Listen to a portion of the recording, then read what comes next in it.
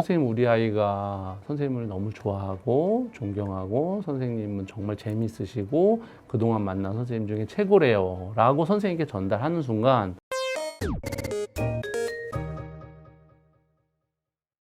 학부모님 안녕하세요. 교육 유튜버 채널 학교박 김쌤 TV를 운영하고 있는 교육학 박사 김태훈입니다. 초등학교 입학을 앞두고 있거나 아니면 뭐 1, 2년 뒤에 초등학교 입학을 생각하고 있는 자제분을 둔 학부모님들께서는 제 주변에 봐도 미리부터 상당히 준비를 많이 하시고 걱정도 많이 하시는 걸 볼 수 있어요. 오늘 학부모님들의 그런 궁금하신 점, 걱정되시는 부분, 입학과 함께 초등학교 들어갈 때 어떤 것들을 준비하면 좋을지 함께 얘기해 보도록 하겠습니다.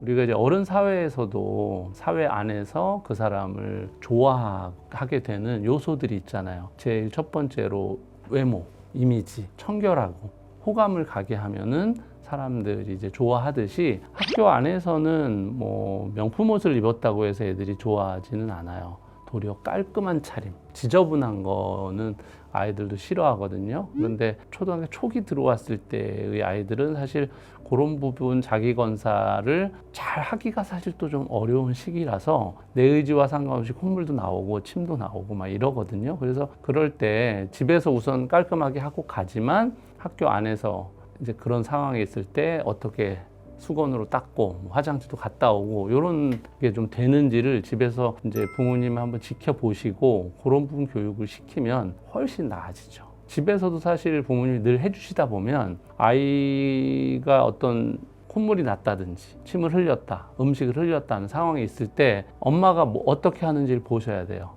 내가 그걸 즉시 닦아주고 있는지 아니면 아이가 스스로 하도록 계속 격려를 하는지를 보시면 그 상황이 그대로 학교에서 벌어지고 있거든요. 그때는 이제 엄마 아빠는 없다는 거죠. 아이 스스로 어느 정도 최소한의 건사를 하고 있는지를 조금 객관적으로 보시는 시기를 요 입학하기 전까지의 과정에 보시면서 조금만 훈련해도 아이들은 금방 잘 따라합니다. 그리고 두 번째가 이제 관계의 기술이에요. 어린아이들이니까 당연히 관계 기술을 잘 못하겠죠. 친구가 나한테 늘상 엄마처럼 잘해주진 않거든요. 그럼 그 친구가 자기 고집을 부릴 수도 있고 화를 낼 수도 있고 또 나도 하고 싶은데 걔가 먼저 하겠다고 할 수도 있단 말이에요. 그럴 때 이런 관계 기술이 발달하지 않은 아이들이기 때문에 또 그런 분쟁 상황이 벌어질 수 있어요. 그런데 이런 관계 기술은 가정에서 형제가 있으면 형제간을 통해서 배우고요. 요즘같이 이제 한 자녀만 있는 가정의 경우는 엄마와의 관계를 통해서 관계 기술을 배우는데 엄마 입장에서는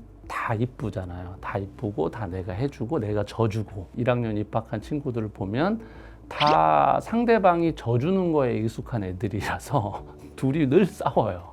왜냐하면 내 세계관에서는 얘는 늘 나한테 져줘야 되는데 안 져줘. 그리고 걔 입장에서도 내가 안 져줘. 그러니까 이제 서로 울고 싸우고 선생님한테 일르고가 되는데 때로는 이런 행동들이 이제 다른 사람은 피해가 될 수 있고 싫어할 수 있으니까 이렇게 얘기하는 건 어떨까라고 해서 롤플레잉도 해가면서 관계 기술을 쌓는 거. 그게 상당히 중요하다고 봐요. 그리고 이제 세 번째가 역량이에요. 아이들의 세계에서의 역량이라는 거는 어른들 세계에서의 능력처럼 엄청난 능력이 아니에요. 나를 잘 건사하고 또 협업하는 그 환경에서 적당히 소통하고 서로를 칭찬해 주면서 기분 좋게 하고 또 내 의견도 낼 줄 아는 이런 게 이 시기에는 너무 중요한 능력인 거죠. 그리고 수행하는 태스크가 초1에게 복잡하고 어렵지 않거든요. 뭐 그림 그리기, 글씨 쓰기, 나의 의견을 발표하기 이런 건데 이런 거 정도는 취학을 앞두고 있다.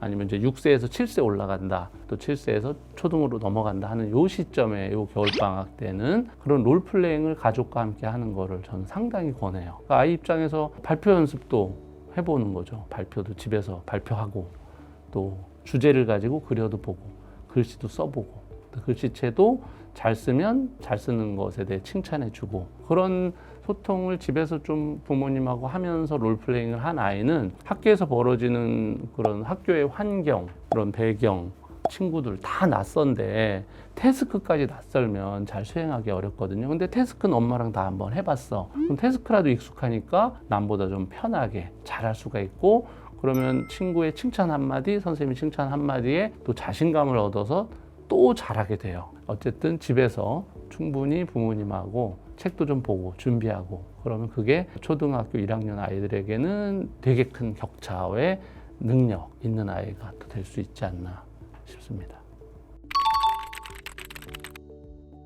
여기서 이제 부모님에게 제가 팁을 드리자면 선생님한테는 선생님 우리 아이가 선생님을 너무 좋아하고 존경하고 선생님은 정말 재밌으시고 그동안 만난 선생님 중에 최고래요 라고 선생님께 전달하는 순간 선생님 정보에는 20명 중에 하나였거든요. 근데 20명 중에 이렇게 한 명 어느 자리에 앉아있는 앤지를 그 선생님의 그런 교사의 심장이 없어서가 아니라 메모리 한계예요. 그런데 특별한 아이로 포지셔닝을 하는 행위거든요. 그렇게 말을 한다는 건. 그리고 반대로 아이한테도 선생님이 너 칭찬 많이 하시더라. 한마디 한 거 그거를 구체적으로 해서 많이 하더라. 그리고 또 엄마가 우리 아이에게 바라는 걸 얘기해야 되는 거예요. 엮어서.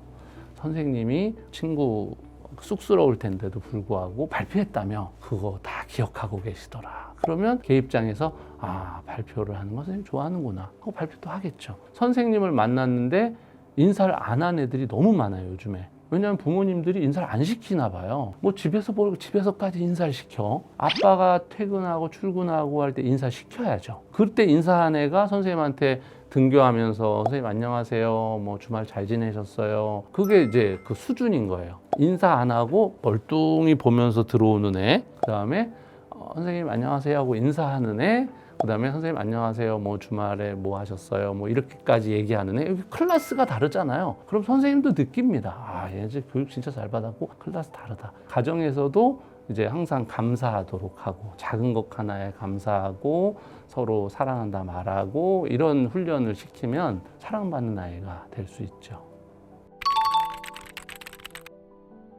친구들과 싸우고 뭐 누가 우리 아이를 괴롭히고 이런 상황을 어떤 눈으로 볼 거냐, 그런 상황이 왔을 때 사실은 정말 좋은 부모님들은 우리 아이의 모든 교육 환경 아니면 우리 아이에게 벌어지는 모든 교육 상황은 교육의 기회다라고 보시는 분들이 정말 좋은 교육 잘하는 부모님이세요.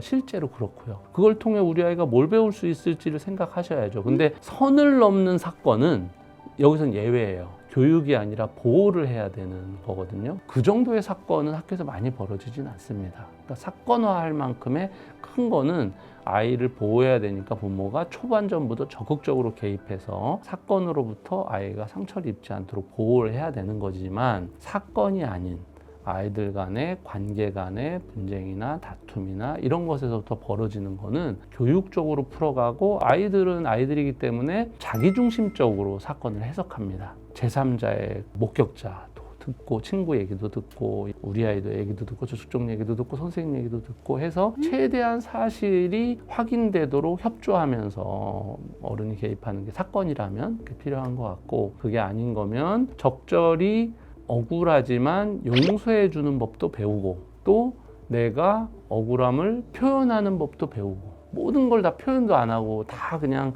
좋다 하는 것도 건강하진 않거든요. 그래서 표현하는 법도 배우는 기회, 때로는 져주는 것도 배우는 기회, 모든 걸 또 기회로 생각해서 아이를 케어해 준다면 결국 아이가 그런 사건과 상황을 통해 성장할 수 있는 기회로 얻게 되지 않을까 그런 생각이 듭니다.